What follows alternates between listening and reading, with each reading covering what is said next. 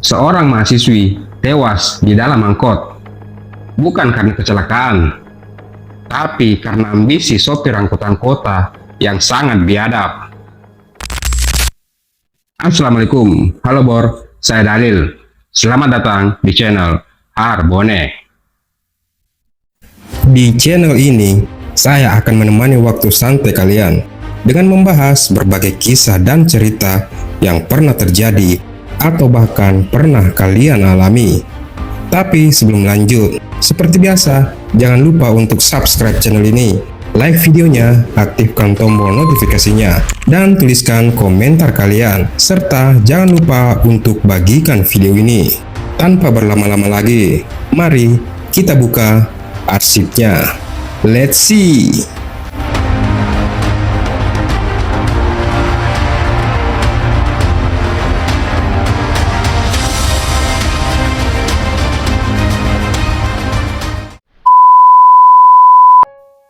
Agustus 2011, seorang gadis cantik naik angkutan umum angkot di daerah Jakarta Barat. Rutenya biasa, tujuannya jelas, tapi yang terjadi di dalam angkot itu jadi perjalanan terakhir dalam hidupnya. Dia dibunuh di dalam angkot itu, lalu jasadnya dibuang di pinggir jalan. Barang-barangnya diambil, handphone, dompet, semua hilang. Dan pelakunya supir angkot itu sendiri. Bayangkan, transportasi umum, tempat yang seharusnya aman, tapi malah jadi tempat kematian. Orang yang seharusnya mengantar penumpang pulang malah membunuh demi barang-barang yang tidak terlalu berharga dibandingkan nyawa korban. Kembali lagi di channel ini, tempat kita ngobrolin berbagai kisah kriminal nyata yang terjadi di sekitar kita. Sisi gelap kehidupan yang kadang kita tidak sangka dan sering luput dari perhatian, justru terjadi sangat dekat dengan kita. Bukan untuk menakuti, tapi agar kita sadar bahwa kejahatan itu nyata dan bisa terjadi pada siapa saja, serta meninggalkan luka yang mendalam. Dan hari ini saya akan membahas satu lagi kasus pembunuhan yang terjadi di Kabupaten Tangerang, Jakarta Barat. Kasus pembunuhan seorang mahasiswi Universitas Minang Nusantara. Masih muda, masih punya banyak mimpi, tapi semuanya terenggut dengan cara yang tidak masuk akal, kejam, dan jahat. Saya tidak bisa membayangkan bagaimana perasaan keluarga korban. Anaknya pamit kuliah, tapi pulangnya dalam peti mati. Dan ini bukan kasus satu-satunya. Di negeri ini, kita sudah terlalu sering mendengar kabar pembunuhan. Seorang gadis dibunuh pacarnya, anak dibunuh ibunya, istri dibunuh suaminya, teman sendiri yang jadi pembunuh. Kenapa hati manusia bisa sejahat itu? Kita sudah hidup di zaman yang serba cepat, tapi kenapa rasa empati semakin tumpul? Kenapa manusia bisa begitu gampang sekali mengambil nyawa manusia lain? Apakah hidup memang begitu murahnya? Kadang saya berpikir, kenapa kasus pembunuhan terus saja ada, tidak habis-habis? Mungkin karena hukuman yang tidak membuat jera dianggap lemah, atau mungkin karena sistem sosial dan ekonomi kita yang penuh tekanan, karena banyak pelaku kejahatan berasal dari kalangan marginal yang putus asa. Apakah faktor pendidikan, kurangnya edukasi moral yang bisa membuat orang gampang terjerumus ke perbuatan kriminal? Atau bisa jadi karena kita sudah biasa dengar berita-berita seperti ini, jadi merasa, itu sudah biasa. Padahal tidak boleh seperti itu. Normalisasi kekerasan itu berbahaya. Hari ini, orang dibunuh di angkot. Besok, bisa kejadian di depan rumah kalian. Kita harusnya marah. Kita harusnya takut. Serta kita juga harus sadar dan peka. Tapi yang pasti, korban dan keluarga mereka yang paling menderita. Kita sebagai masyarakat harus lebih sadar sama sekitar. Dorong hukum yang lebih tegas, dan mungkin mulai diskusikan soal akar masalahnya. Saya bukan detektif, saya juga bukan ahli hukum. Tapi sebagai manusia biasa, saya cuma mau bilang, Tolong, sudah cukup. Sudah terlalu banyak darah tumpah di jalanan, di rumah, di penginapan, di kebun, di angkot, di mana-mana. Kita butuh lebih dari sekedar penjara. Kita butuh pendidikan empati, butuh keadilan yang tegas, tapi juga pencegahan yang nyata. Jangan tunggu orang terdekat kita menjadi korban, baru membuat kita peduli. Baiklah, tentang kasus pembunuhan Livia Pavita Sulistyo. Mari kita dengarkan kisahnya.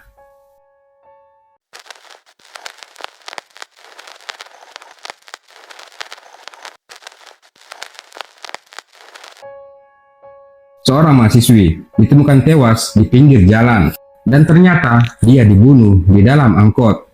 Namanya Livia Pavita Sulistyo yang harus meregang nyawa hari itu. Dia mahasiswi Universitas Bina Nusantara, berusia 21 tahun. Dia dikenal sebagai pribadi yang ceria, pintar, rajin, dan penuh kasih pada keluarganya. Hari itu, Selasa, 16 Agustus 2011, dia hanya ingin pulang ke kosannya setelah selesai mengikuti ujian akhir di kampusnya. Dia naik angkutan umum angkot M24 jurusan Srengseng Selipi. Tanpa dia duga, dia ternyata telah masuk ke dalam sarang penyamun. 4 pelaku memang sudah mengincar mangsanya secara random, dan Livia yang menjadi korban. Salah satu dari keempat pelaku ternyata bukanlah sopir tetap angkot itu. Dia merupakan sopir tembak atau sopir sementara. Kasus ini mengguncang publik saat itu karena pelakunya adalah orang biasa. Orang yang bisa kita temui kapan saja, di jalan, di kendaraan umum, di kehidupan sehari-hari. Tim gabungan dari Polres Metro Jakarta Barat, Polda Metro Jaya, dan Polsek Kebun Jeruk akhirnya berhasil menangkap para pelaku di Jalan Sadam, Kelurahan Kemanggisan pada Selasa malam 30 Agustus 2011. Walaupun 2 dari pelaku sempat melarikan diri, tapi keduanya juga berhasil ditangkap. Saat diperiksa, para pelaku mengaku mereka sengaja memilih korban perempuan karena dianggap lebih mudah diintimidasi. Livia adalah target acak dan motifnya murni karena perampokan. Dan yang lebih kejam lagi, mereka tidak menyesal. Hanya menyalahkan ekonomi, menyalahkan keadaan, menyalahkan siapa saja, kecuali diri mereka sendiri. Bagaimana perasaan keluarga Livia saat menerima kabar anak gadis mereka ditemukan tak bernyawa, dirampok, dibunuh di kursi belakang angkot, diperkosa setelah tewas? Ibunya menangis histeris, ayahnya terpukul, diam 1000 bahasa. Seorang anak yang masih punya masa depan dibunuh demi handphone dan uang receh. Tidak ada yang menyangka itu adalah perjalanan pulang terakhirnya.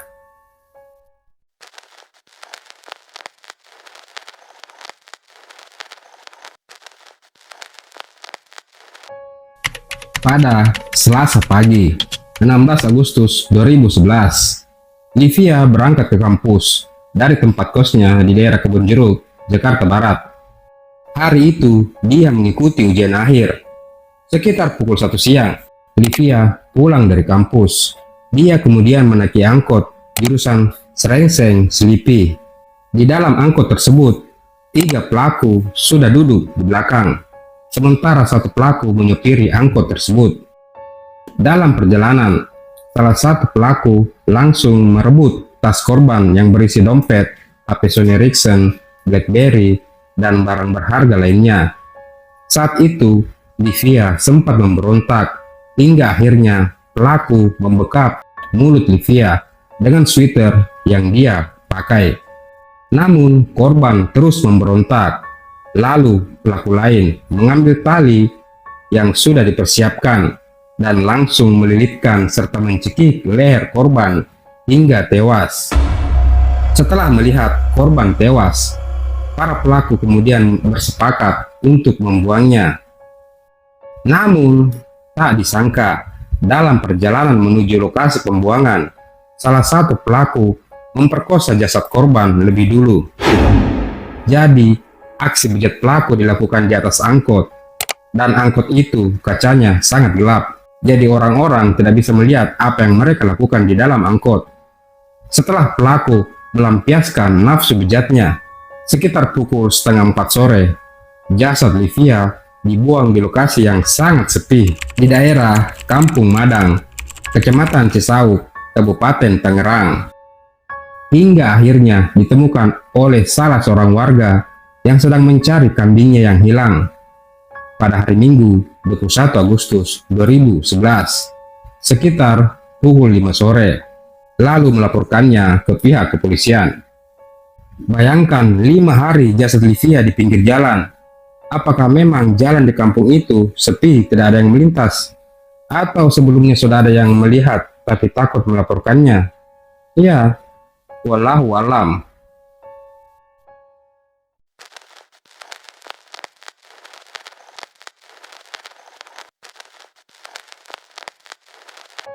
Keempat pelaku pembunuhan Livia akhirnya disidang pada Selasa 24 April 2012 di Pengadilan Negeri Jakarta Barat.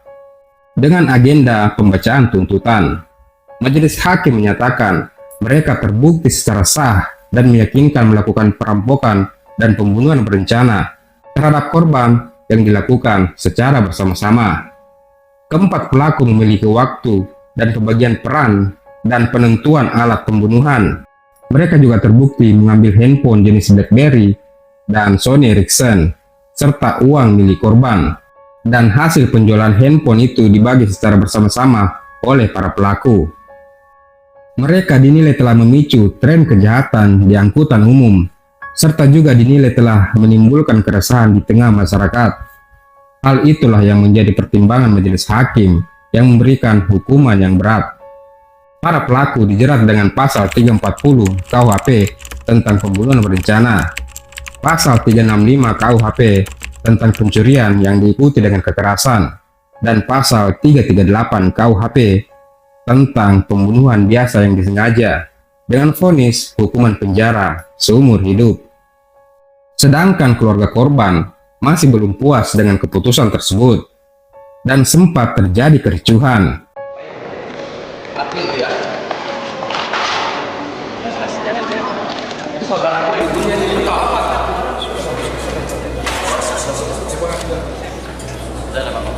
Sontak temen gue juga.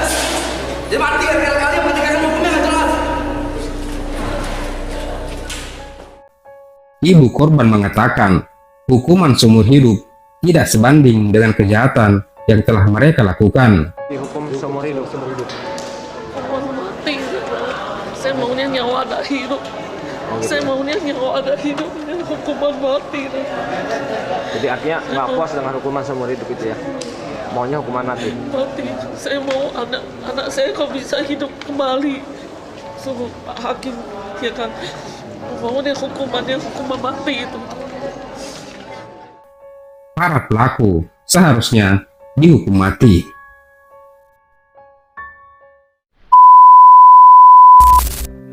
Mereka bilang Jakarta kota sibuk, tapi tak ada yang sibuk menyelamatkan Livia hari itu. Apa yang lebih menakutkan dari malam gelap di kota besar? Bukan bayangan, bukan makhluk halus, tapi manusia yang kehilangan nuraninya di sebuah angkot tua yang melaju pelan di hiruk-pikuk kota Jakarta. Seorang mahasiswi muda meregang nyawa, bukan karena kecelakaan, bukan karena kelalaian, tapi karena 4 setan berwujud manusia sudah menunggu. Mereka bukan penjahat kelas kakap, bukan psikopat berantai. Mereka hanya orang biasa yang memilih untuk menjadi monster dan memutuskan bahwa hidup Livia tak lebih berharga dari 2 unit handphone. Dunia ini semakin dingin. Orang bisa dibunuh bukan karena dendam, tapi karena lapar, karena nafsu, karena frustasi, karena mereka tahu hukum di negeri ini terkadang cuma tegas di media, tapi lemah di lapangan. Kita semua bersalah. Kita sibuk berdebat di media sosial, sibuk mengutuk setelah kejadian, tapi lupa bertanya, kenapa negeri ini masih jadi sarang kriminalitas? Kenapa tidak ada sistem pengawasan yang lebih ketat? Kenapa kita baru peduli setelah ada yang mati? Livia adalah korban sistem yang gagal, sistem hukum yang lamban, sistem yang tak pernah benar-benar menjaga, sistem kepekaan, sistem empati yang sudah aus dimakan ketidakpedulian, sistem sosial yang membiarkan orang-orang seperti para pelaku tumbuh tanpa rasa takut dan konsekuensi. Ini bukan sekedar pembunuhan, ini adalah cermin retak, ini adalah potret buram tentang rasa aman yang hilang. Ini tentang betapa murahnya nyawa manusia di mata orang yang kehilangan rasa kemanusiaan. Dan ini memperlihatkan kepada kita bahwa perempuan muda, bahkan di kota besar, tetap harus belajar bertahan hidup hanya untuk bisa pulang. Livia semestinya masih bisa tertawa bersama teman-temannya, menghadiri wisuda, meraih mimpi. Tapi semua itu direnggut dalam sekejap, di dalam angkot, di antara kursi usang, di tempat yang seharusnya jadi pengantar pulang, justru jadi liang kematian. Tapi yang paling menyedihkan, para pelaku tidak merasa bersalah, tidak ada penyesalan, tidak ada air mata, hanya satu tujuan, ambil uang, bunuh, dan kabur. Apakah kejahatan seperti ini terjadi karena sistem yang gagal? Atau karena kita semua terlalu lama menormalisasi kekerasan? Apa artinya hidup di negara yang hukum tertulisnya tegas, tapi rasa amannya kabur? Hukuman itu hanya teater keadilan. Para pelaku dihukum seumur hidup. Tapi apa artinya? Apakah hukuman itu bisa mengembalikan korban? Apakah penjara seumur hidup bisa menghapus trauma keluarganya? Hukum di negeri ini hanya reaktif, tidak pernah proaktif. Kita menghukum setelah darah tertumpah, tapi tidak pernah mencegah darah itu mengalir sejak awal. Hukum harus lebih dari sekedar menghukum. Dia harus mencegah, dia harus melindungi, dia harus membuat takut para pelaku, bukan membuat takut korban untuk naik kendaraan umum di malam hari. Kasus ini bukan sekedar berita tragis. Ini adalah alarm bahwa sistem hukum kita perlu lebih dari sekedar vonis. Kita butuh reformasi, pengawasan ketat, program rehabilitasi mental yang nyata, dan edukasi publik tentang bagaimana mengenali tanda-tanda bahaya di sekitar kita. Kita selalu bilang turut berduka cita, tapi sampai kapan kita harus berduka? Sampai kapan perempuan hanya dengan tangan kosong untuk membela diri? Bekalilah mereka dengan alat yang mudah mereka bawa kemana-mana, seperti semprotan merica, pistol strum, alarm bela diri, atau alat-alat membela diri lainnya.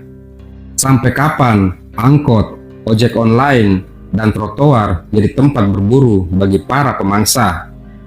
Livia tidak harus mati, tapi dia mati. Livia bukan satu-satunya, tapi harusnya jadi yang terakhir. Dan jika kita tidak belajar dari kematiannya, maka kematian berikutnya hanya tinggal menunggu waktu.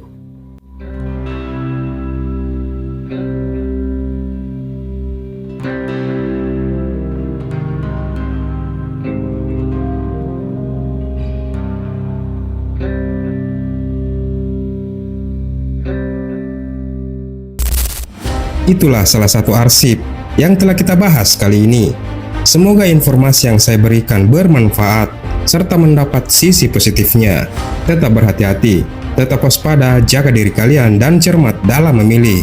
Karena tindak kejahatan tidak mengenal siapa kalian dan kapan akan terjadi. Terima kasih telah menonton video ini dan nantikan kisah-kisah nyata berikutnya di channel ini.